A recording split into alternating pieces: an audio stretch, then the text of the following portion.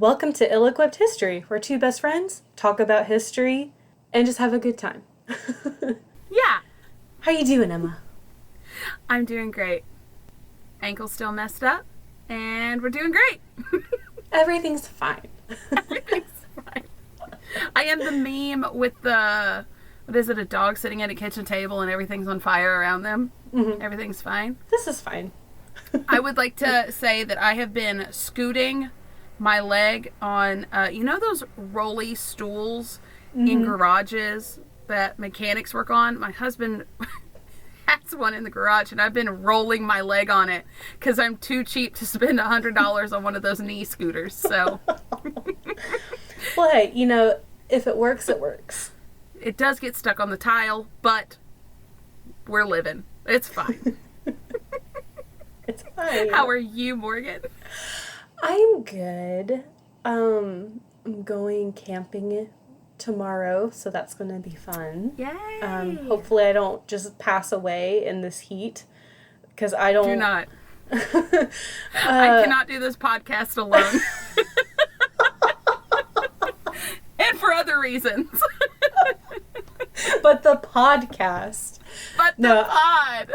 Like, I just don't handle heat very well, and I'm trying to tell Kyle that, and he's just like, well, you just need to get over it. And I'm like, okay.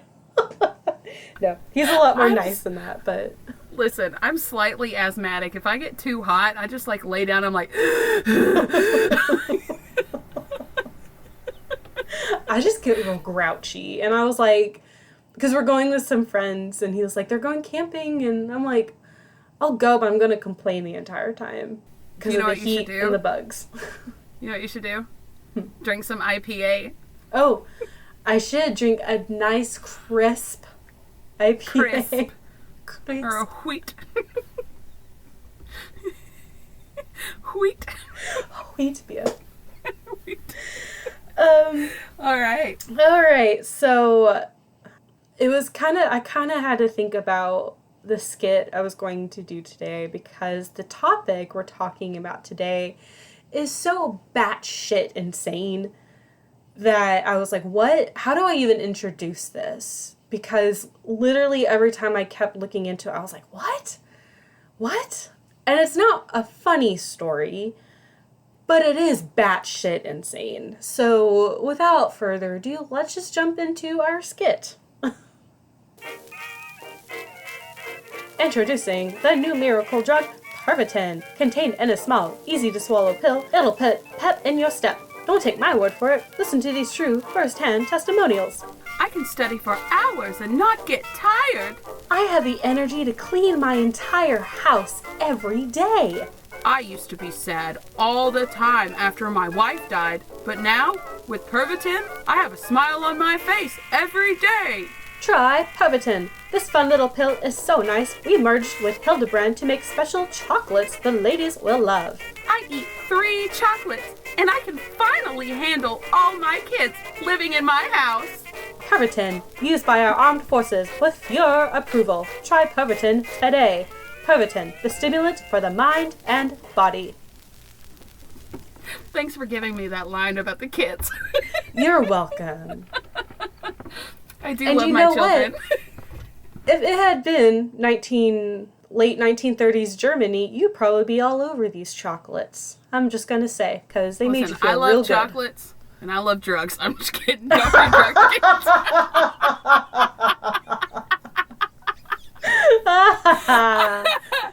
And by drugs, I mean the vitamins I take every morning. Which is funny, because vitamins are actually a big part in this story, as are drugs. So, today we're going to be talking about drugs in the Third Reich, as the Nazis were coming into power up until the end of the war. Like I said, this is completely batshit crazy. I had no idea. And a lot of people really don't know about the extent of drug use in Nazi Germany in the 30s and 40s. So my big resource that I used I ended up doing more of a book report, because my main source was this book called Blitzed, Drugs in the Third Reich by Norman Ohler. It's a great book. I highly recommend it. Mr. Ohler did an amazing job with his book. He did boots on the ground research. He interviewed doctors, survivors from World War II. He went to the National Archives in D.C. to try to find handwritten notes from Hitler's personal physician. He, really put in the work for this book, and it's a fun read. It was very interesting. He tries to put in humor when he can, even though it's really not a funny story. He tries to add humor when he can. And it's very interesting because he actually wrote the book in German, and the English version's I cannot talk. English version is translated, and I feel like a lot of that humor still comes through, and I'm really mad because it took all the best puns that I could have used. So the book is separated into 3 parts, and one of the parts is called Sieg Heil, and then another part is Hi Hitler, and I was just like, well, those are the 2 best puns, and they're already taken, so. Give me a little bit. I'll think of another one. Thank you. You're welcome. I highly recommend it because I don't go into all the details in this book. I really just kind of cover the high points and really just focus on the drug use, but the book goes into more detail about the different people involved, different events in the war. Also, I'm going to put a mass trigger warning prior to getting into the details of the episode. There's drug use. There's some anti-Semitism that I'm just going to briefly touch upon. The Nazis. Big trigger. That's a trigger for anyone. Yeah. There is murder and death and suicide in this book. At the very end, there's going to be mentions of human experimentation and deaths of children. So, not a fun, happy story. It's just batshit insane. So, are you ready to get into it, Emily? Put my roller coaster harness on. Got it. All right. So, our first part we're going to talk about is the pre-war drug use. So our story starts in the early 1800s when a pharmaceutical assistant named Friedrich Wilhelm Saturner isolated morphine from opium poppies, and it spread like wildfire all over the world as anesthesia and a powerful painkiller. In 1827, Emanuel Merck founded the Merck Company, which is still a major pharmaceutical company today. It assisted in the dispersal of morphine worldwide when injections were invented in 1850. So we're just hitting the ground running. Morphine being used worldwide. I'm sure most people have heard of morphine. It is a very powerful opiate used for pain relief and an anesthetic. So cocaine began to be commercially used around this time as well. And it was widely available over the counter as a local anesthetic and, used in soft drinks like Coca-Cola. In 1886, So, again, it's just boom. And, humanity, last week Emily talked about, beer. Humans have always used mind-altering substances to get through life, and drugs are no different. Cocaine is actually used, I think it's even still used today as a numbing, a topical anesthetic, and it provides numbing sensation to, your skin. So, in 1897, aspirin was invented by a man named Felix Hoffmann. He was a chemist working for the Bayer Company, which is still a major pharmaceutical company today. This is all in Germany. 11 days later, he invented heroin. Oh! So it is just boom, boom, boom. All of this is days, in the 1800s. Aspirin and heroin. Yep. The same man invented aspirin and heroin.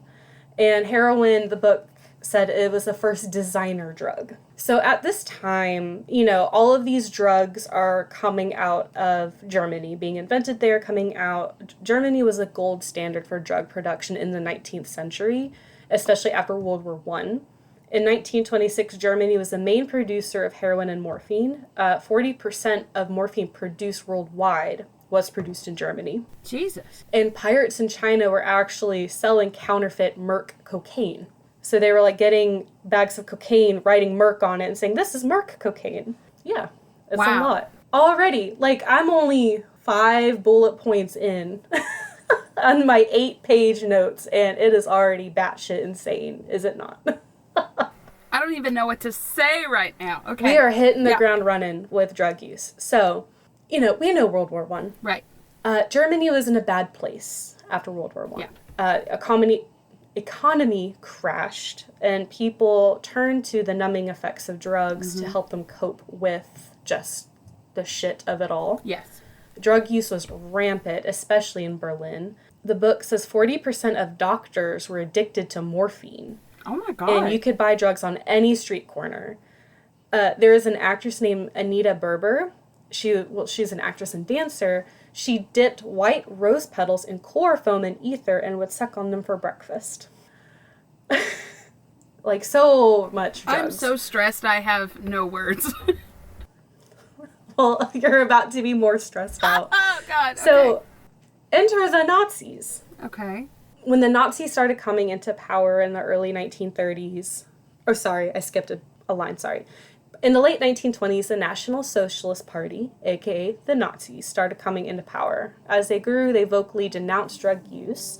Instead, they gained momentum using social means of achieving those effects with events and rallies. So they were like having rallies and events that were hyping people up to kind of mimic that effect that drugs provided. And when you're in the right social setting, like, you don't need drugs to get into the kind of that frenzy.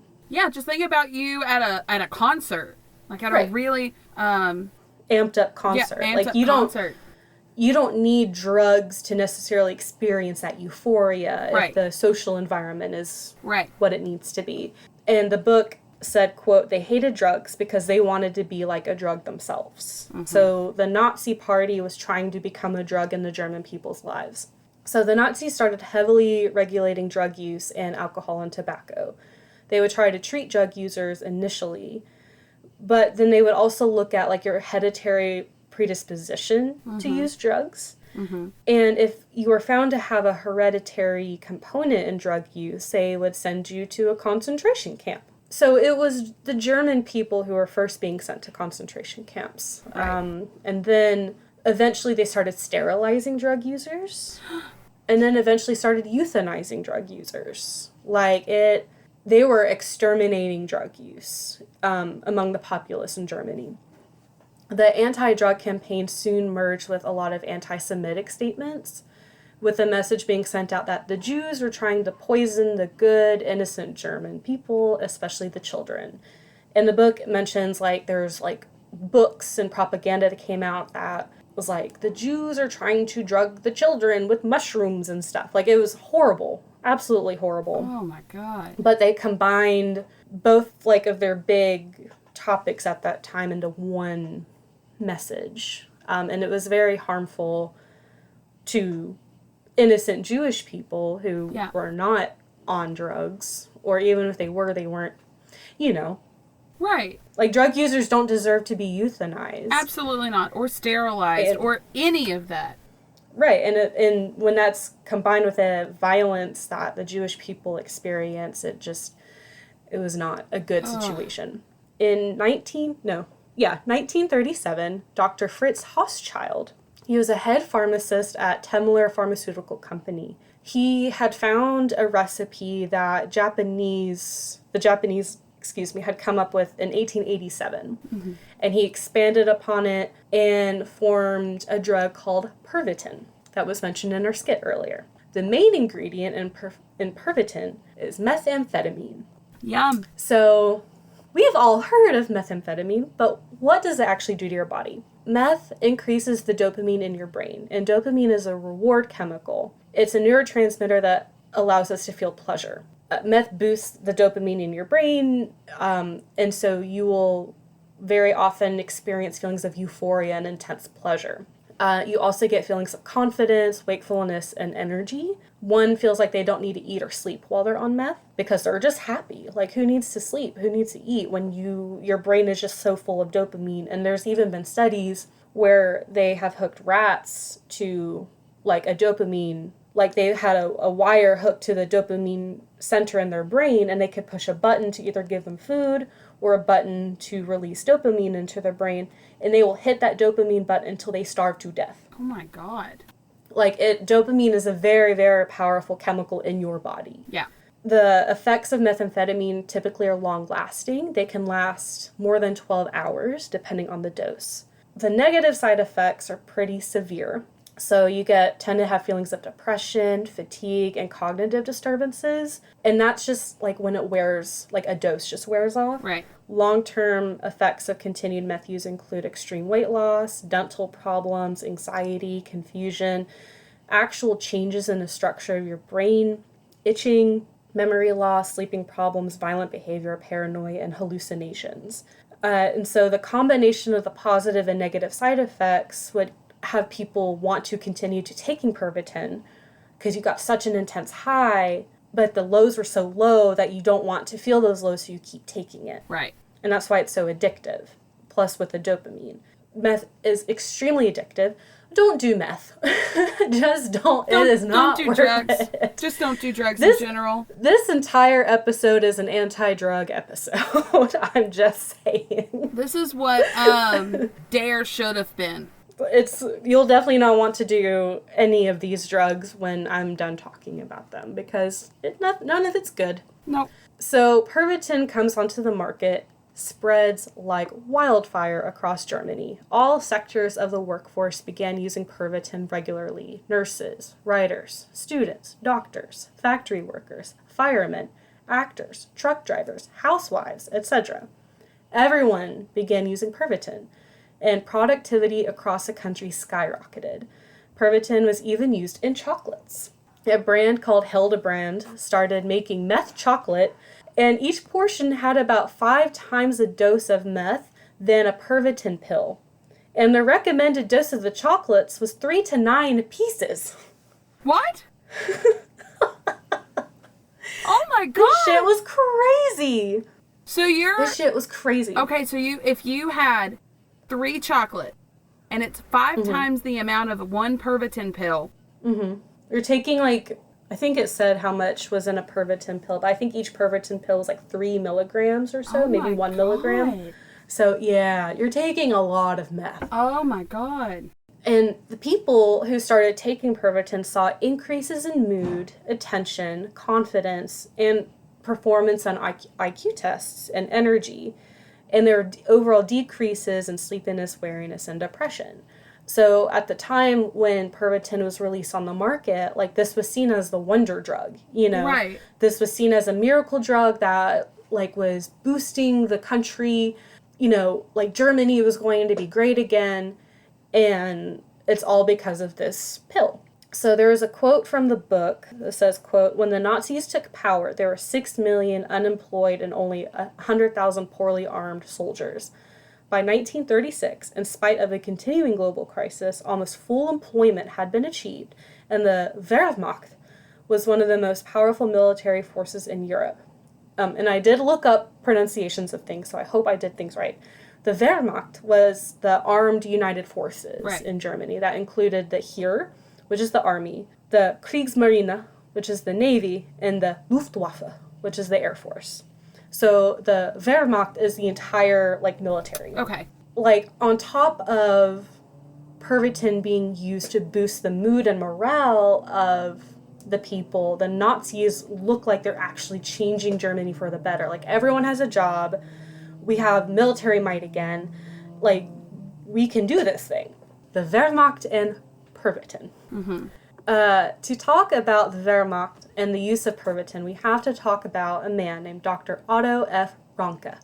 He was a director of the Research Institute of Defense Physiology, which targeted the biological and physical effects of war on a soldier's body and how to combat that. So he was in charge of identifying, like, what causes, like, fatigue or illness, and how do we fix that? Mm-hmm. And the book even mentions, like, that was his greatest enemy, was combating fatigue. Because if a soldier is fatigued, they're not making good decisions anymore, they can't keep going. You know, like, if you can combat that, like, you have basically a perpetual machine. Right. So he performs a study looking at a bunch of different stimulants. So he uses Pervitin, caffeine, benzodrine, which is another amphetamine, and placebos. And fun fact that the book mentions, benzodrine was actually considered a legal doping agent in the 1936 Olympics. The Americans were on benzodrine when they competed. Oh. So But it is an amphetamine. It's no longer legal in the Olympics. Good. But it is a stimulant. His findings concluded that Pervitin kept people awake, but did not increase intellect. And in his words, that was ideal for soldiers. So they would stay awake, they would keep following orders, but weren't going to question those orders. They weren't going to get clever or creative. Oh, that's which is even shittier. Yeah. No, I agree. But that's what I know. People in the military want in a soldier. So, any questions so far? Because it's about to get real wild. No. Okay. Well, if you have any questions, just stop me. Okay. There's a lot of information about to be thrown at your head. I think I'm grasping so far. Okay. Lots of drugs. Especially meth. So shortly after his experiments, Ranke learned about the dangers of Pervitin after medical students began overdosing. So they would take a bunch of Pervitin to stay awake to study for exams and stuff. And then they were overdosing. So he tried to forbid it at the military academy that he was researching at, but didn't work. Pervitin was about to be dispersed to German troops at an unbelievable scale. So the use of Pervitin was recorded in the attack on Poland on September 1st, 1939, which is considered the start of World War II. Mm-hmm. The book says, quote, in every aspect of the attack, which led to the deaths of 100,000 Polish soldiers, and by the end of the year, 60,000 Polish civilians, the drug helped the aggressors to work without any sign of tiredness until the end of the mission. End quote. Oh my God. So the soldiers were taking Pervitin, and it took away their inhibitions, it took away fear, and they were just able, and it increased their aggression. And so they were able to perform more violent acts against Poland as they invaded. So Britain and France declared war on Germany on September 3rd, 1939, so 2 days after Germany invaded Poland. Mm-hmm. Despite what propaganda said, the German military was inferior to the British and French armies. Those two were considered the best armies in the entire world. The Wehrmacht would have to use a different tactic if they were going to have a chance against those superior military forces. Around this time, Ranke tried to get the use of Pervitin under control and to try to regulate it. I think the book said he came out with a little brochure and it was this is how to take it safely and not overdose. And the military was yeah, we don't care. And it's so strange, he also took it daily and ignored the negative side effects that he himself was experiencing. He stayed awake for 48 hours at a time regularly. Regularly? Regularly. He would stay awake for 4 days, sleep a day, stay awake for 4 days, sleep a day. And he was just completely ignoring the toll it was taking on his own body. But he was I need to regulate it for the soldiers, but he wasn't paying attention to what it was doing to his own body. That's so stupid. Yeah, it doesn't make any sense. No. So in the fall of 1939, the Reich Health Führer, Leo Conti, became aware of the rampant countrywide drug abuse of Pervitin. So this is the only guy in this whole freaking story that's this is not good. Period. Yeah. So he tried to get Pervitin outlawed from Germany. It didn't work. So the next thing he could do was make it prescription only. Okay. And cited that previous Nazi war against drugs. He's the Nazis are against drugs, but here you guys all are taking the drugs. So I'm at least going to make it prescription only so it's harder to obtain. Right. It wasn't. Doctors and pharmacists just ignored the decree on prescription only or would just write prescriptions for people as needed or wanted. And then the military continued its usage as well. So according to the book, the Wehrmacht became the first army in the world to be dependent on a chemical drug.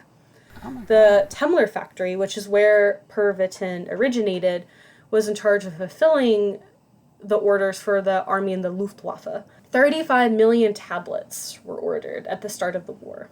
35 million? The factory can make 833,000 tablets a day. Oh my God. They were mass producing this shit. Oh my God. And soldiers were just popping them 2, 3, 4 at a time. Now, I know, it seems like I'm just zooming through the war, but I'm not really focusing on the war itself. I'm more like kind of following the events that happen in the book and how drugs specifically related to certain events. But there's so much more to World War II than just what was in this book. Right. Again, it's more just focusing on the events that occurred related to drugs. Right. Changing gears, now we're in 1940. We're going to talk about the Blitzkrieg. Okay. The Blitzkrieg it's not a formal military technique. This was kind of invented by the use of drugs. But Blitzkrieg was more of a military tactic that was just haul ass as fast as you can through enemy territory. That's basically what Blitzkrieg was. Okay. But the first major use of Blitzkrieg was in May 1940. So the German army launched a decoy attack on the Belgian fort Emileigh, which was in the north. So this decoy attack led Allied forces to believe the Nazis were going to attack the north of Belgium, when in fact they were actually going towards Luxembourg, which is in the south. So they're pulling a sneaky. They had to cross the river Meuse and make it to the French city of Sedan before the French army did. Okay. And there was a general named Guderian who was leading this Panzer division. And the Panzer division is just a group with tanks. There's infantry and but it's led by tanks. Guderian's troops had to make it to Sedan before the French army did. And they did not know that Guderian's troops were where they were. So the soldiers all took the Pervitin and launched forward, steamrolling their way through the night to the community of Martelange. The Belgian soldiers that were stationed there were taken by surprise, and they retreated because they were like, holy shit, these guys are hauling ass. Like, it scared them, and so they all retreated. Bye! In 3 days, the division made it to the French border. And I tried to find videos on, like, mapping the Blitzkrieg and, like, because I don't know how far away these things are. I tried looking on a map. It doesn't make sense to my brain. I did try. They, like, marched through the night. Like, they did not stop, basically. They didn't stop to rest. They didn't stop to sleep. They just hauled for 3 days? Ass. For 3 days. The French army arrived way too late and continually reacted too slow to the German onslaught as this continued. So General Guderian basically, like I said, invented the Blitzkrieg, which was fueled by methamphetamine. The book states, quote, in less than 100 hours, the Germans gained more territory than they had in over 4 years of the First World War. So Guderian was unstoppable. He literally went so fast through the Belgian and French countries. He didn't even have flanks, like as they were moving. He didn't have flank protecting his onslaught because they were so fast. Like literally the enemy could not catch up to them because they never stopped. They were just running. Basically, like I said, hauling ass. Oh my God. As soon as they would come upon like a town or a village, they would capture it, shoot whatever existing military was there, defeat them, and keep going. Like, it was very, very destructive. Guderian was told by his superiors to stop, and he did not. Like, he became completely insubordinate and just kept hauling ass. Like, oh my God. He flew through Europe at this point. So there's another general named... that's got to say something. If your superiors are like, bro, you need to chill out. And he's like, no. And he's just like, no! No. And it happened again with a guy named General Rommel. He led the 7th Panzer Division, and he was doing a very similar tactic as Guderian. But from what I could understand, so they were doing this maneuver where Guderian was going south, and Rommel was going to go north, and they were going to encircle the Allied troops and cut them off from the Atlantic. Right. In France. So they were doing like a whole pincer move to trap the Allied forces. So Rommel was also told to stop and did not. Like, he was also hauling ass through Europe in a very similar way. So they led an encirclement of France to the Atlantic Ocean. And the book says Germany could have won the war here in just a matter of days, if not for one man, Hitler. So Hitler, the man himself, he was insecure, anxious. Yeah. He did not like the idea of his generals winning the war. He wanted to be the one to win the war. So Guderian had just captured the town of Abbeville, which cut off Allied troops in the north from their units further south, and was on a tear to Dunkirk to fully encircle the British, French, and Belgian troops and cut them off from the Atlantic. If you know World War II, you know this man as well. His name's Hermann Göring. He is the leader of the Luftwaffe, and him and Hitler were actually very, very close. But he's the head of the German Air Force. So he was also worried that the generals would take away or outshine the Führer. Right. So they spoke on May 20th, 1940, and at 12:45 p.m., Hitler enacted their idea. He gave the infamous halt order. So he ordered all German forces, ground forces, to stop. I mean, it's good that he did. Of course it is. This allowed the Allied forces that were trapped to escape. So the British, French, and Belgian troops started hauling ass out of Dunkirk to evacuate because they knew they were being encircled by German troops. So they're like, we have to get out of here. And because Hitler let them, so their big plan was they were all going to get on boats.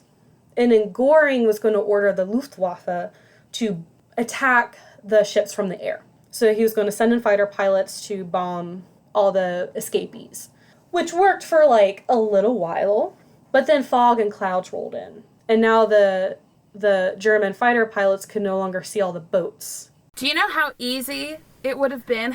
Do you know how they got the soldiers out of Dunkirk? Like, whatever boat they could find. Literally, they were like, we need boats. And just the general populace brought boats over, picked up soldiers, and just took them back. It's incredible. They had no defenses. It would have been so easy for that to work. Mm-hmm. Holy crap, I didn't know that. Clouds and fog rolled in, so now German pilots could no longer see the boats, and then the British Air Force came in and kicked all the German troops out of there. Hell yeah.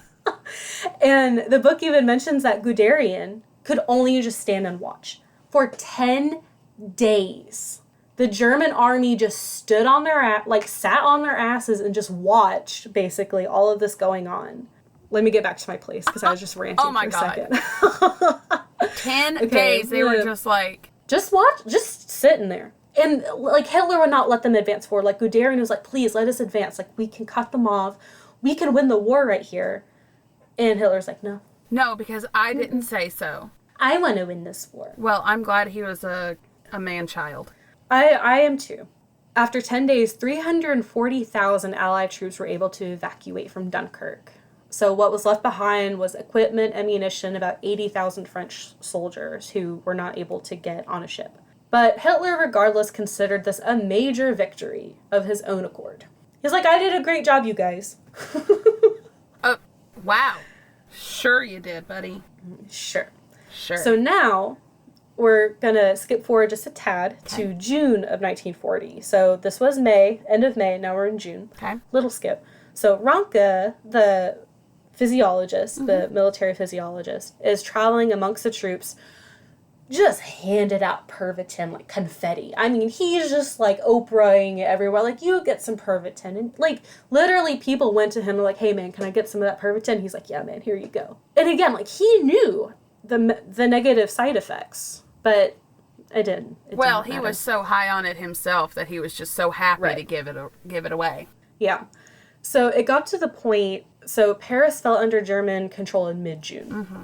And Rommel and Guderian continued to haul ass around France. Like, it got to the point where Hitler didn't even believe how fast they were moving. Like, I think Guderian said that he was on the Swiss border. Hitler was like, no, you have to mean like the middle of France. And he was like, no, I'm on the Swiss border. Like, I'm here. Like, they hauled ass because, like, the book even said, like, there's this one part where there's a picture, like, soldiers after the Blitzkrieg, and it said they were awake for 14 days straight, basically. Just going fast as fuck, boy. Oh, 17. So, I know the readers can't read it, but Ranke was taking pictures of soldiers while they slept. For some reason, that was very specific, where he was taking, I don't know if you can see it very well, it's black and white pictures. Okay. But he was taking pictures of sleeping soldiers, and the caption is, after 17 days awake, sleeping after the Blitzkrieg. For all intents and purposes, they were awake for almost 2 weeks straight. Just hauling ass through France.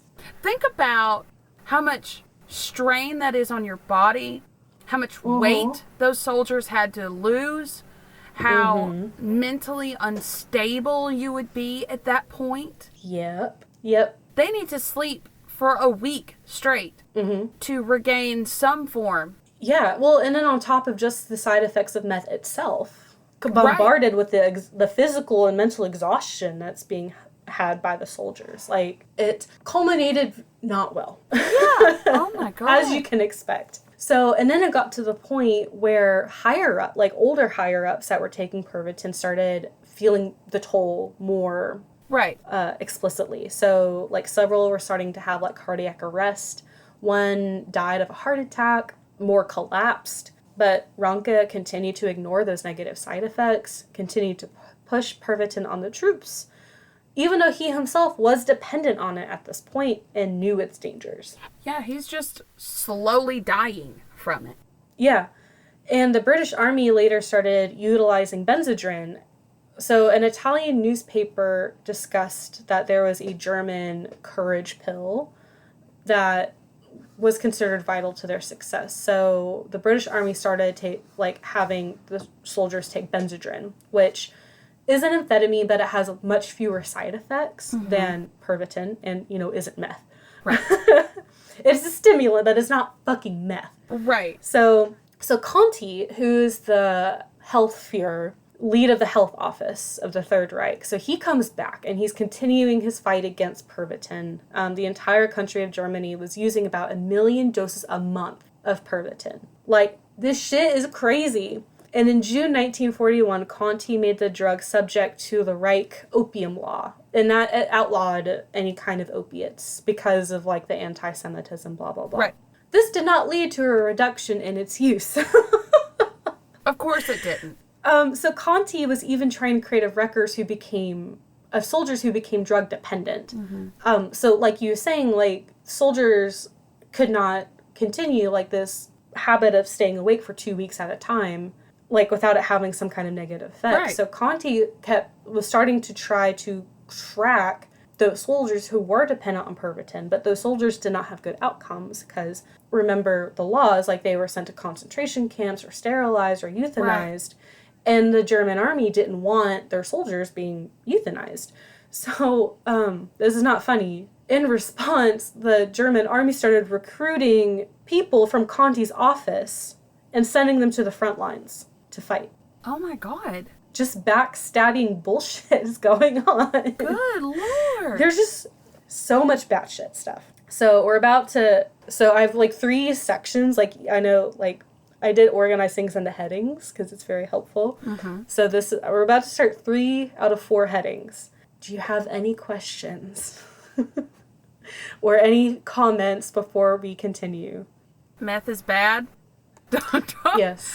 It's very bad. I don't even know, like, where to begin with my thought process on all this, where it's obvious that some people were trying to look after the soldiers. And I understand that war is a thing where sometimes you have to make sacrifices that you don't want to do, but the absolute disregard for human life, even when they're on your side from the Nazis, is appalling. Yeah, and it gets worse, honestly. Like, and that was kind of why I had the trigger warning at the beginning, and I'll get it very, very briefly towards the end, but I'll get into it. But yeah, they have no regard for human life at all. At all. Whether it's their own people or if it's their enemy, quote unquote. Yeah, I mean, if you didn't have blonde hair and blue eyes, you didn't fit within disabled. society. Yeah. Yeah, like they targeted every minority, and it's really sad. So my next section is called The Higher Ups Were All High. Because they were. Because they were. So we're going to backtrack a little bit. So in 1936, so before like the official start of the war, a doctor named Theodor Morell became Hitler's personal physician. Okay. So Hitler had been suffering from, like, bloating and cramps and eczema, digestion issues. So Morell started treating him with probiotics and vitamins and glucose injections. And those problems cleared up very quickly. He was right as rain. He became the Hitler that is televised, the charismatic and enigmatic dictator. And Morell became very trusted by Hitler.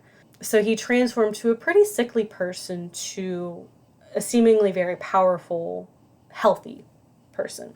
Also, I added this as a side note because I didn't know where else to put it. So Hermann Göring, who we mentioned earlier, who was the leader of the Luftwaffe, was a severe morphine addict. His nickname was Mooring because he was so addicted to morphine. But he was a fighter pilot in World War I, and he had an injury to his stomach. And because of that, he became addicted to morphine.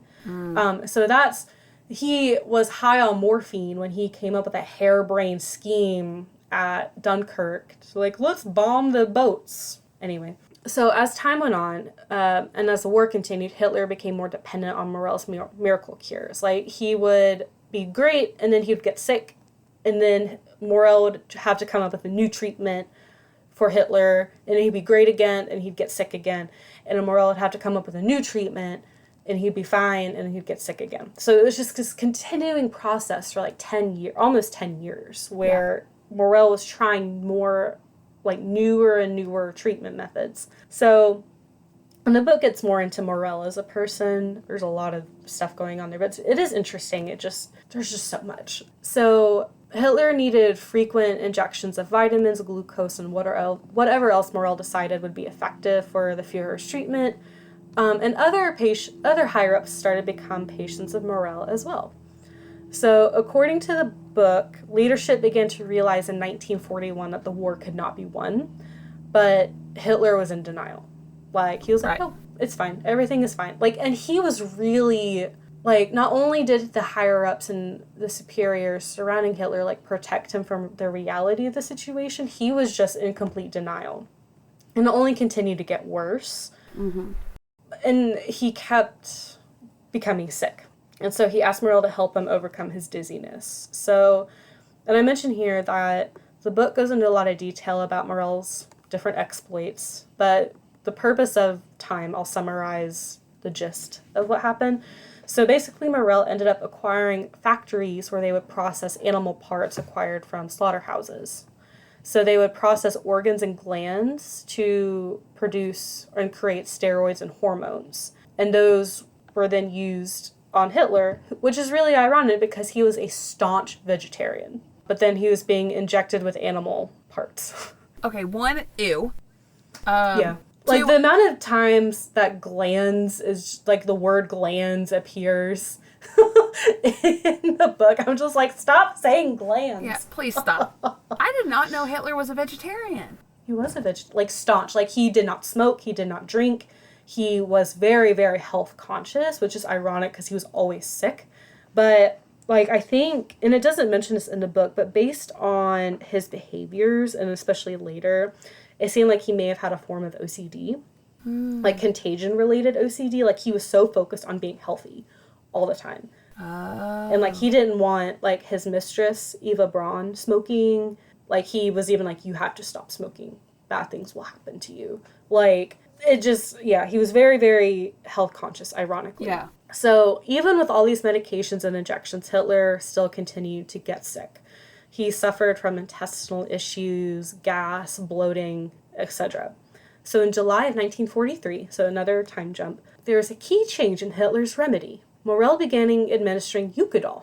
Its main ingredient was oxycodone. Yeah, that'll do it. So for our listeners, what does oxycodone do? So it's an opiate that targets the central nervous system, specifically, and it inhibits pain signaling and activates the body's pain relief system. So it'll flood the body with endorphins and all that to relieve pain. So some side effects, because Hitler had probably all of these, not all of them, but probably most of them. So constipation, abdominal pain, headaches, nausea, sleepiness, and dizziness, which he did complain about a lot. Opioid dependency and addiction, sure. Circulatory issues like rapid or irregular heartbeats, psychiatric issues like anxiety, confusion, and nervousness, which he already was, and this just made it worse. Oh, no. Chills, sweating, fever, muscle twitching, enlarged lymph nodes, tinnitus, which is ringing in the ears, decreased fertility, impotence, menstruation problems, neurological disorders like tremors, speech problems, vertigo, abnormal walk, and others. And if you are allergic, you can go into anaphylactic shock, which is when your entire face and breathing holes swell and you can't breathe anymore. Sorry, the way you said that. Breathing holes. I couldn't think of a word to like summarize all of them. But like your nose, your tongue, your throat, your lips, like that, those can all swell when you go into anaphylactic shock. The vital parts of breathing. Yeah, with the 3 breathing holes you have will swell. So upon injection of the Eucadol, Hitler immediately felt much better. Of course he did. So this is a little funny. So he had a very important meeting with Mussolini later that day and was finally feeling up to it because he just gotten a big hit of oxycodone. So Mussolini, who was the leader of fascist Italy, actually wanted to have the meeting because he was talking about Italy backing out of the war. He wanted to end it. Hitler literally spoke for 3 hours without stopping on how the Axis powers could win the war. And because of this, like, Mussolini literally could not get a word in. So Italy remained in the war. Oh, no. I just thought that was... Can't get a word in edgewise. I literally wrote, Mussolini literally never got a word in during the 3 hours, fucking LOL. Poor man was probably just sitting there just staring at him like... The book says that he was literally like sitting cross-legged, just dabbing his forehead with a handkerchief, just impatiently listening to Hitler just drone.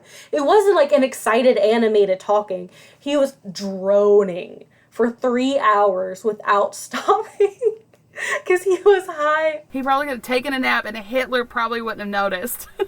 No, I don't think he would have. And that comes from, like, a Secret Service agent and, like, historical records. And I just thought that was, like, hilarious. One of the only funny things that happened in this whole thing.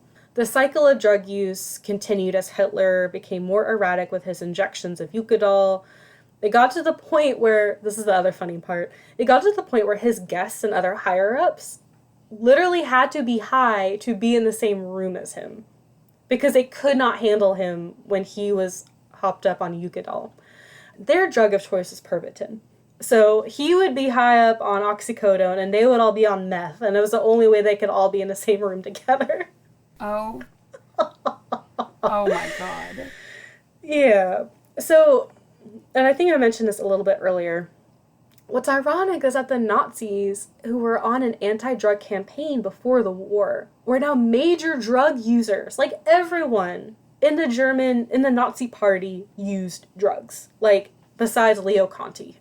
Like, so the book states that, quote, in 1943, the Wehrmacht Central Pharmacy delivered 1,250 pounds of pure cocaine and then 130 pounds of pure heroin to the Foreign Counterintelligence Office.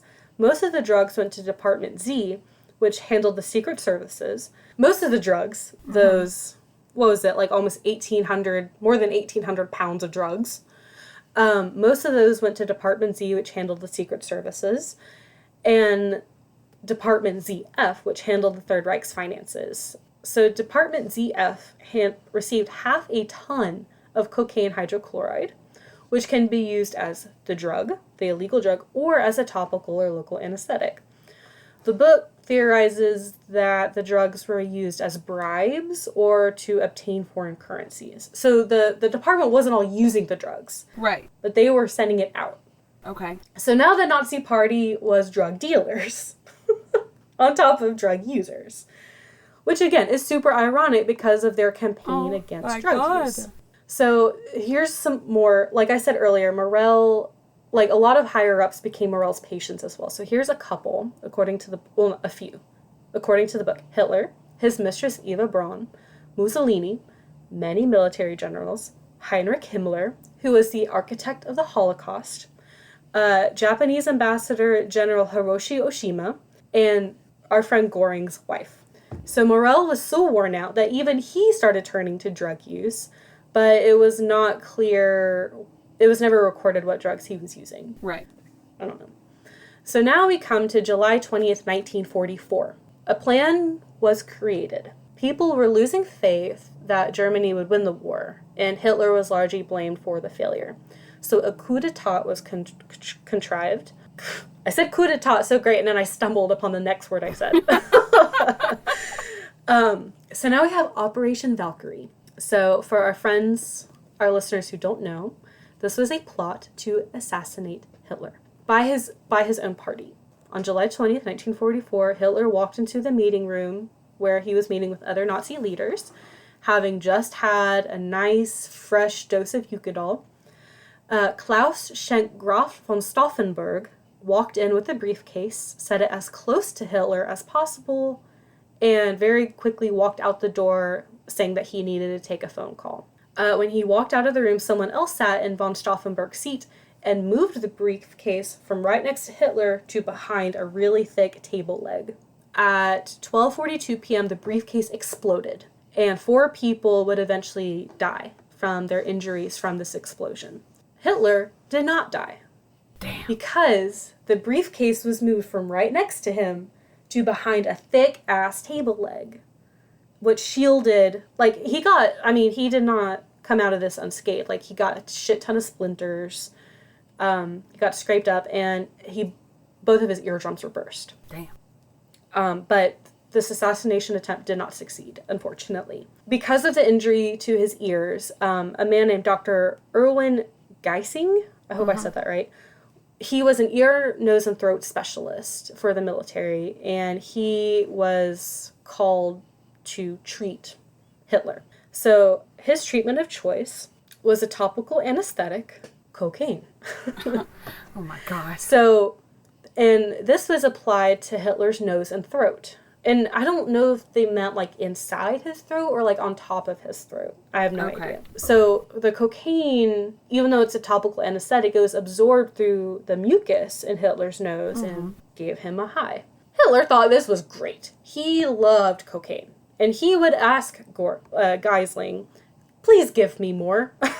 Oh my God. So he continued to ask Geising for more doses, and eventually Geising, who had like a little medical integrity, it was like, no, I can't keep giving you these doses. Like, Morel gave Hitler whatever he wanted. Right. Because he wanted to keep his position as the Führer's personal physician. But Geisling was like, no, like, I'm an actual doctor, and I'm not going to keep giving you cocaine because you're addicted to it. Right. So, but Hitler was just like, please, please, please, please, please. So Geisling was like, fine, like, if you'll undergo a physical examination, which Hitler refused. He hated doctors. He would never, like, go through a physical, but he was like, fine, I'll go through it if I can get more of that cocaine. So he continued, I guess, the book didn't say this, but I guess he just annoyed Geising to the point where he was like, fine, here. Geising gave Hitler so much cocaine, he almost died of an overdose. Oh my God. That would have been convenient. I know, but still, like, his own doctor gave him so much cocaine, he almost died. Like, he went unconscious. His respiratory tract almost became paralyzed. Like, he almost stopped breathing completely. It's bat shit insane. Oh my God. That doctor probably didn't even feel bad either. He wrote it down. He wrote it, like, that's the only reason we know what happened is because that doctor wrote it down. Oh my God. So anyway, so now Hitler is speedballing. He is on cocaine and opiates. Oh my God. So he is complete euphoria mode. He is getting the intensity from the cocaine and then the calmness from the opiates, the oxycodone. So he is full on speedballing. Yeah. And Morel included a third medication called eupavarin. So this one, it is an opiate, but it's non-addictive, and it's mostly to treat, it's an anticonvulsive medication. It's not considered addictive, but it may have been hiding the toll that the drugs were starting to take on Hitler's body. Right. And I mean, he was, like, literally, there was a list that was in this book and, like, a footnote. And it was just going through, like, in alphabetical order, all the different drugs that Hitler was on that was being injected into his body, like, every other day. Like, it was insane. It was, like, 80 different drugs that were just injected in his body constantly. He's just like a walking drug now. Here's, I don't know if you can see it, but that footnote right there? Yeah. That's the list that was just recorded by Morell. That's not a footnote. That's a whole paragraph. No, it's like half a page. Yeah. It's half a page in small, like, 8-point font. Oh my God. And then the drugs that are italicized were the psychoactive drugs, which there's a lot. This man was a pharmacological cocktail, just walking around. So. Shaken or stirred? Well, with that explosion, he was a little shaken up. Oh, man. So Hitler was almost never sober. Right. He was getting his injections basically every day. Oh my and God. He lived in a straight up fantasy land. Could you imagine being on those drugs and then becoming sober for a day? Yep, because he has to. That. Later. Oh no. Okay. It's not good. It's not good. Yeah. So, being on all these drugs, he was in a straight up fantasy land because, again, he was shielded from, he could not mentally handle the truth about what was actually happening in the war. Right. He was in denial about it. And then the drugs further increase his fantasy land that he was creating in his mind. So, like, the higher-ups were, like, doing their own kind of thing. And they'd be like, oh, Hitler, we did this today. And he'd be like, we'll do that. And then he'd be like, okay, we'll do this. And we'll keep also doing our own thing. So, and Hitler started getting even more and more sick as the drugs continued to take their toll. He started developing very severe tremors, especially in his hands. Yeah. It went from, like, just a little shaking to, like, full-on shaking. And he tried to hide it. And it's believed he developed arteriosclerotic Parkinson's disease. And that's brought on by an immune disorder that may have been caused by all the animal parts that he was being injected with. Oh my God. So he was being injected with all these animal hormones, which may have triggered an autoimmune disorder, which may have led to his development of Parkinson's disease. Wow. And now we're getting to the end of the war. And that's my heading for this last section, is the end of the war. It gets bleak here. Yeah. It's this section where we start talking about human experimentation. Yeah. We start talking about suicide and death. So if that's a topic that you don't want to listen to, skip forward. You know the end of World War II. You know the end of World War II. So yeah, like we know it ends. So Germany was not doing well in the war. In the last half of 1944, Paris went back into Allied hands. The Wehrmacht was in full retreat across Europe. Mm-hmm. The Americans reached the German border, which is not good. So the use of Pervitin ramped up even more, because during all this time, the Wehrmacht is still taking Pervitin. But it was losing its effectiveness, because as you keep taking more and more doses, it stops having the effect it previously did. Right. You're building an immunity to it. Right, exactly. So the Nazis were desperate for a new drug that would turn the tides. So a drug called DIX, or D9. I couldn't tell. It's IX. I don't know if it's a Roman numeral or not. Okay. I'll just say DIX. It was developed very quickly without proper research.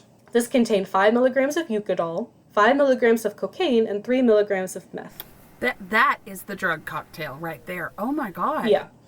So, and this was not tested. Like, the interactions of all these different drugs was not tested and researched. So they basically, like, came up with this and handed it to a bunch of soldiers and were like, all right, go. Yeah. Go take this. So the soldiers were given a drug and sent off to fight. According to the book, quote, in all subjects, unpleasant disturbances occurred after taking 1 to 2 tablets. Says one of the few surviving reports. Subjects who were previously fresh and rested displayed shaky hands during a brief euphoria, and those who were already tired complained of weak knees and tautness in the muscles. A general paralysis of the central nervous system set in. The desirable euphoria immediately subsided, decision-making power and intellect were inhibited, energies impaired, the critical faculties diminished, profuse perspiration followed by a feeling of hangover, a high degree of fatigue and dejection. This sounds anything but promising, and yet DIX was administered and led to a fiasco for the Navy, end quote. It did the opposite. Yeah, because they were just throwing shit together and be like, we need to come up with a new Pervitin.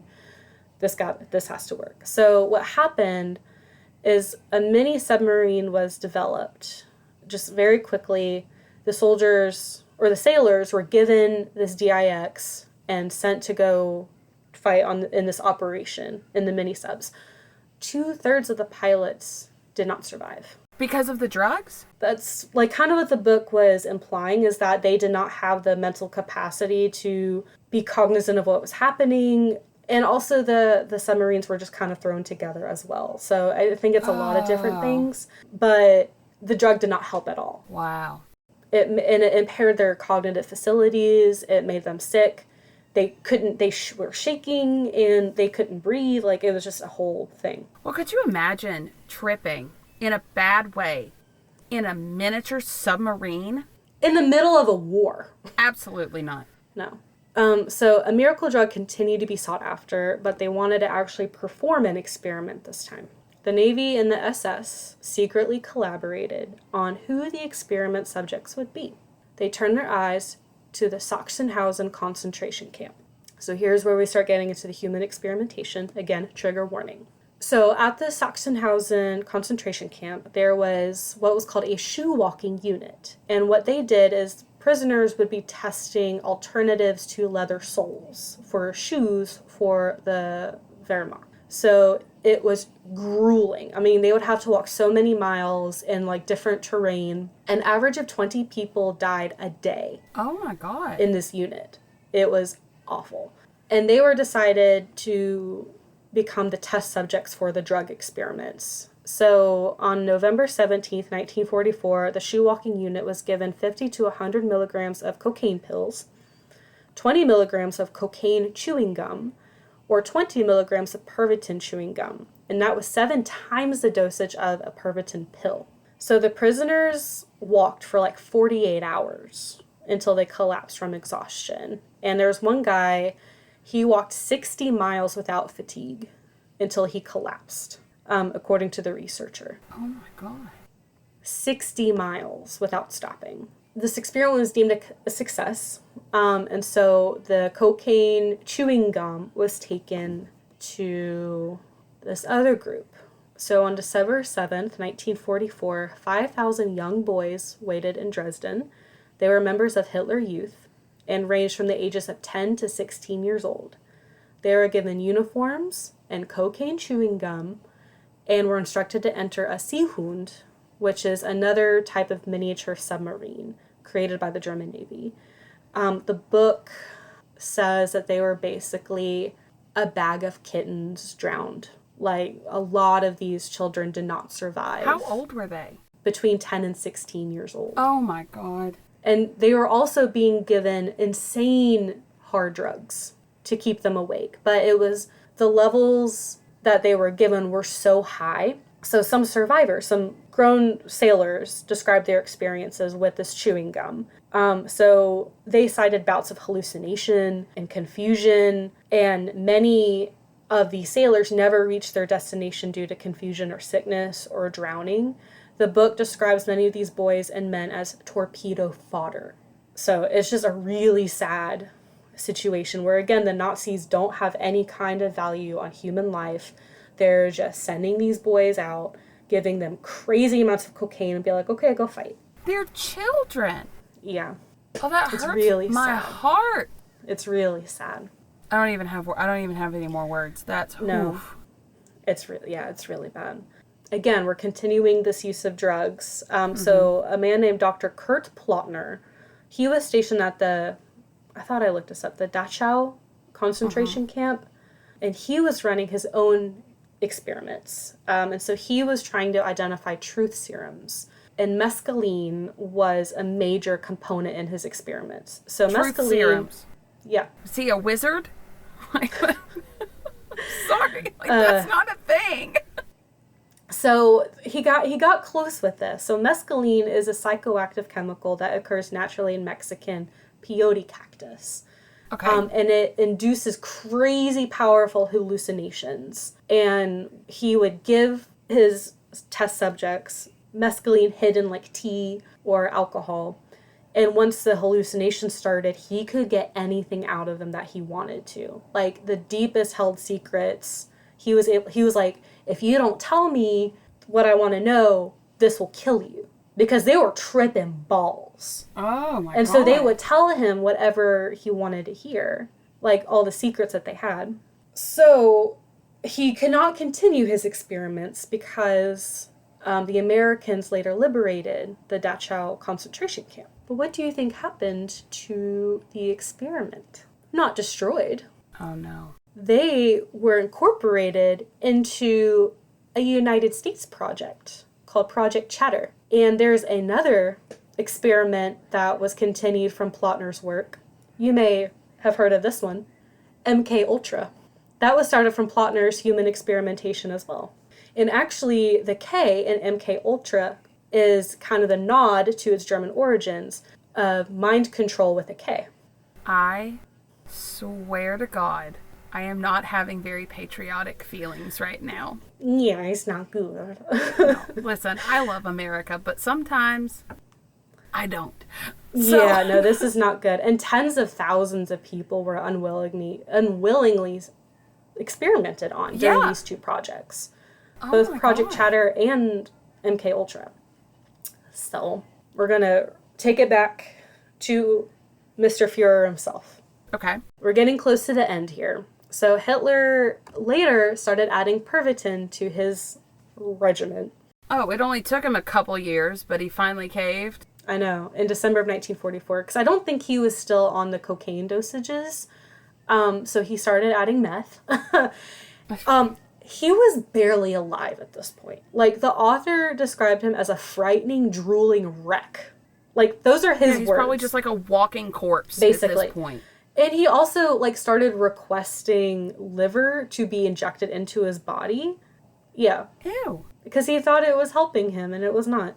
So in February of 1945, due to targeted bombings by the Allies, the drug stores were diminishing. And in late February, Hitler started going through withdrawals because he no longer had access to the cocktail that had been keeping him alive for so long. All the things. Yeah. So he started becoming irritable, aggressive, and was no longer oblivious to the realities of the state of the world, which led to his aggression and irritability. He was no longer in his fantasy land. His last dopamine source became sugar, and it was the only thing that he had access to that was still available. So he was eating cake and hot chocolate and like any kind of sugar because it was the only thing that could still provide him dopamine. That provides me dopamine as well. Sugar is very addictive. Yeah, because it really stimulates the dopamine centers in your brain. And that was all that he had left available to him was sugar. His teeth started falling out. Oh, it wasn't the meth that did it. It was the sugar. Well, I think it was all of it. Yeah. Like, the sugar did not help. No. But, like, his teeth started falling out. His blood. So he started... And this is where I think, like, there may have been some... I don't know if it's from the drug use or maybe, like, an underlying anxiety disorder, but he started picking at his skin with tweezers. Because he was saying, like, the bacteria is getting in. That sounds like that sounds like a meth thing. Remember, like, the meth bugs? That's what it reminded me of. Okay. Yeah. I think it could be that, or it could be, like, a manifestation of that contamination fear. Right. Because he has always had that before he started taking meth. Morel, his physician, was like, let's try bloodletting to try to relieve your symptoms. His blood is so thick from all of the liver injections that his blood would not bleed. It just clotted immediately. He was pale and yellow, his kidneys started failing, and his left eye was completely swollen shut. Like, he was a fucking wreck. Oh my God. With no teeth. Ew. Ugh. And he was, like, shaking all the time and convulsing. He could barely walk. He was, like, stooped over and hunched. Like, this was no longer the enigmatic dictator that fueled the TVs and radios of German citizens for so long. So, on March 19th, 1945, Hitler ordered that all of the Third Reich's resources and basically the country of Germany be destroyed. Like, military resources, like ammunitions, like cultural icons, like statues, like everything to be destroyed. But there literally were not the resources to carry out his plan. Like, they literally did not have the means to destroy everything. April 16th, the direct assault on Berlin began by, I think, the Soviets. Hitler fired Morel on the 21st, on April 21st, because Morel had no more drugs to give him. There's no more. Yeah. And Morel was devastated. Like, the book said that he literally got into his plane and sobbed the entire time. Boo-hoo. Yeah. I feel so bad for him. I know. Goring fled to surrender to the Americans because he did not want to fall under Soviet hands. The Soviets and the Germans have been at war for a long time. Right. And it was not going well. So he was like, the Americans won't immediately kill me. So Hitler and Eva Braun got married very quickly during these last few hours. She ended up committing suicide by ingesting cyanide, and Hitler shot himself in the head on April 30th, 1945. After his death, many others followed suit. Over 100,000 people throughout Germany spontaneously committed suicide afterwards, because it was considered, like, if they didn't, it would be dishonorable. So on May 8th, the Wehrmacht surrendered. Morel was tracked down, but he was a shell of his former self. Like, he literally could not even be used as a witness in the Nuremberg trials. And he knew all of those people because a lot of them were his own patients. But he literally he was despondent and could only say, like, I wish I wasn't me. That's all he could say. I don't even feel bad for him. No, I don't either. Either. Because he was useless, he was basically tossed into the streets, and a half-Jewish nurse took pity on him and got him to the hospital, and he died May 26, 1948.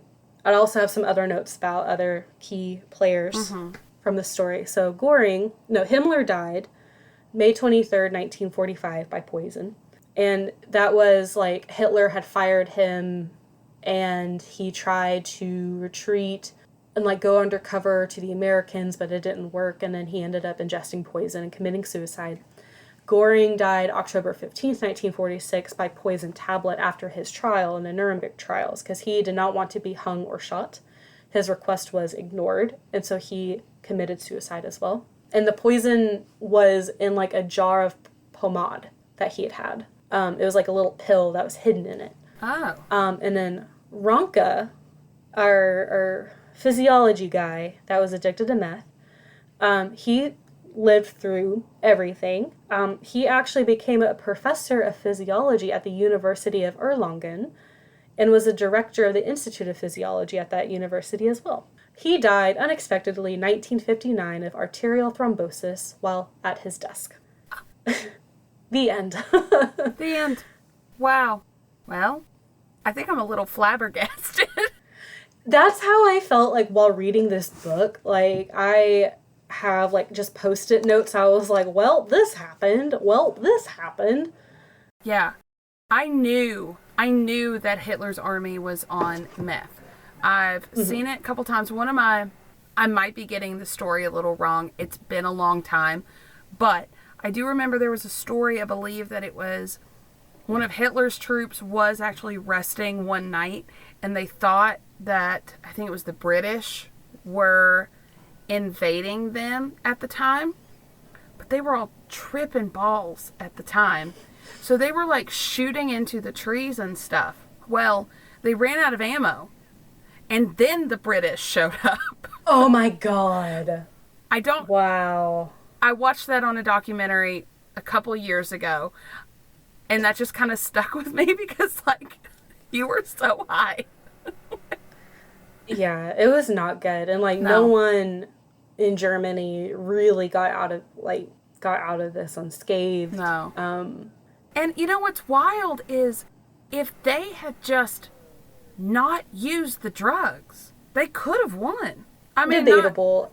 I just feel like it hindered them so much at least at the end. Yeah, no, at the end it was because they had gotten this dependence on drugs, but like as the Allies were moving through Germany, like the Temmler factory, which was the main producer of Pervitin, it was bombed. Like many key like pharmaceutical locations were bombed, so they could no longer produce Pervitin at the rates that they had been for the soldiers. So that's why they were like, we have to find out this new miracle drug that will give us the same output that Pervitin did. Because they were all in denial. Like, not all of them. A lot of the military was still in denial. Like, maybe we can still turn this around. Right. I think the only ones that weren't in denial were the ones that coordinated Operation Valkyrie. But even then, it was like, if we assassinate Hitler, like, we can come into charge. Like, we can be in charge, and we can lead this war how it needs to be fought. Yeah. And the Nazis will win. So it's just, yeah, I didn't realize, like, I think I'd heard that, like, Hitler was on drugs, because I think it's mentioned a little bit in, like, his biographies, but in the, like, Norman Ohler, the author of this book, said that, like, most biographers don't even mention it, or they do it in passing, but not to this extent. Well, think about all the just movies in pop culture that we see, not documentaries. I'm talking about, like, movies about World War II. Hitler is always depicted as a big, who he was in the beginning of the war, and the man he was at the end of the war was a totally different man, but they never depict that decline in him physically, characteristically, anything like that. See, because I didn't know it was that bad. I knew it had gone downhill, but I didn't know it was that bad. Well, and even, like, Morell and Himmler and Göring, like, in their notes, like, even when Hitler was on the decline, they kept saying, like, oh, he's a picture of health. Oh, he's so healthy. Like, I'm jealous. Like, if only I could be close to him and some of his health could rub off on me. Like, and I'm not even exaggerating. Like, this man was clearly very sick. Mentally, obviously, and physically, and super on drugs, and drugs that were actively harming him. And they were just like, nope, this is fine. It's fine. Yeah. Like, just full on lying to... Because I think Himmler, I think he was also the... not only was he the architect of the Holocaust, he was also, like, a major propaganda officer. So he had to, like, keep, like, the people motivated and being like, oh, no, the Hitler's great. He's fine. Yeah. Like, this war will continue and Germany will be all powerful and blah, blah, blah. So... Yeah. I have a question. Yeah. How different do you think the world would be if they had just let that motherfucker into art school? If they just let him in. I don't know. Like... He wouldn't have gone to and fought in World War I. That's true. He got poisoned by gas in World War I. And it just went downhill from there. It did. And I don't know if it was the poison or if this is just who he was, but he wanted power. He wanted control. And he, at the beginning, he was a charismatic enough person to obtain it. Yeah. Just when he had it, he couldn't handle it. Yeah. So I don't know. I really don't know. And, like, this wasn't really a biography on Hitler himself. Right, of course. Like, it mentions him, but it doesn't talk about, like, his backstory. So I don't, like, I know kind of the gist of it, but I don't have, like, all of that key information about how specifically he was able to come into power, like, the details about it. Like, I know he did, like... There was a whole thing, like, he would, like, gather people in the beer house, and he, like, convinced the chancellor to, like, step down and stuff. Like, as far as I know, I could be very wrong, but... I am very glad that a book like that exists, because I feel like it's a topic that, like you said, isn't talked about enough. And I feel like true stories like that, along with testimonies from actual people who have gone through addiction and things like that, are key in stopping, drug epidemics and stuff like that, because of there's so many things that could have gone differently or wrong had they, or just differently in general, had the drugs not been used. And I think, and I don't know if this is intentional or if it's just because, like, a lot of the notes and records and stuff were, like, encrypted or just not kept very well. Like, Ohler said that he had to go, like, Morell's notes themselves were in, like, 4 different locations. And they were they either couldn't even read them at all because his handwriting was so atrocious, or, like, he would use, like, weird abbreviations or, like, acronyms or symbols, and, like, it was just very hard to understand. But I think also, and I don't know if this is true or not, but I think when people realize, like, how addicted to drugs the German military was, it kind of delegitimizes, in a way, like, the prowess of the German military. Yeah. Like, they may not have been as successful or achieved as much as they did without the use of such a stimulant as methamphetamine. And so when you start incorporating that, even though it's important to know, so we can learn from those mistakes, like, the German army was very feared in the early days of the war. Right. And when you're just like, oh, but they were just on meth, it really delegitimizes how scary it was. So I wonder if that could be another reason why it's just not really talked about that much. Yeah. I don't know. That's just kind of an idea I had. So my sources, like I said, it's Blitzed, Drugs and the Third Reich by Norman Ohler. I also used some health websites to get more information about, like, the effects of the drugs. The book talks about it as well, but, like, National Institute of Health, verywellhealth.com. I really couldn't find information about, like, what oxycodone actually does to you. Yeah. That was hard to find. Time Magazine and Britannica.com, as always. I love the Britannica Encyclopedia. I do too. Yeah. So I didn't have that many sources because most of it, again, came from this book. But, again, highly recommend. There's so much more in this book that I did not include. Like, more detail, more information, more just bash. Like, do you believe me when I said this was just batshit insane? That's literally how I felt with the Battle of Athens book. Like, I want everyone to go read it because I didn't even touch on all of the things from those from that book in those episodes. So I feel that it's like we don't have enough time to sit here and go through everything. No, like, unless we just wanted to do, like, a whole, like, series on these things. Which, that takes a lot of time and effort, and I'm lazy. I just get too obsessed with topics, apparently, so.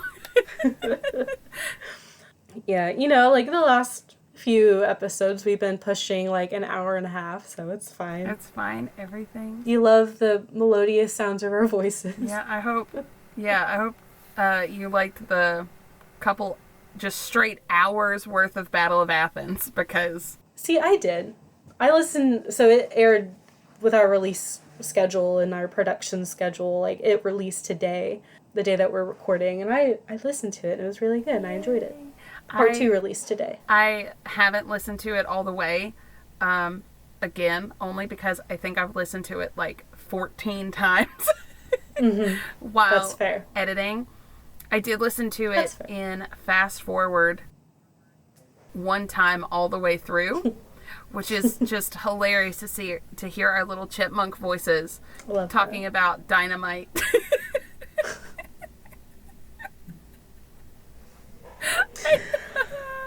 I love it. Great. All right. That's great. Well, it's late both of our times, but even later your time. So I'm going to wrap it up here. You can follow us on Instagram at illequippedhistory. We have a Facebook page, Ill-Equipped History Podcast group, or just no group? It's a group. I can never remember. It's a group. Okay. Should I make a page too? So, like, non-group members can post if they're, like, whatever? I don't know. We'll talk about it. Yeah. I don't know. I don't really know the difference between the two. I don't either. We have an email. If you have any corrections or ideas or feedback for us, you can email us at illequippedhistory@gmail.com. And please, if you want, leave us a review on whatever platform you use to listen to us. We would greatly appreciate it and get feedback that we can use to inform how we provide to you, and other people can see how much you love us, because obviously you all love us. Like, share, I think. You know, share with your friends. Subscribe if you would like. Subscribe, like it. Don't do drugs. Don't do it. Don't do drugs. Not good for your brain. Drink beer. No drugs.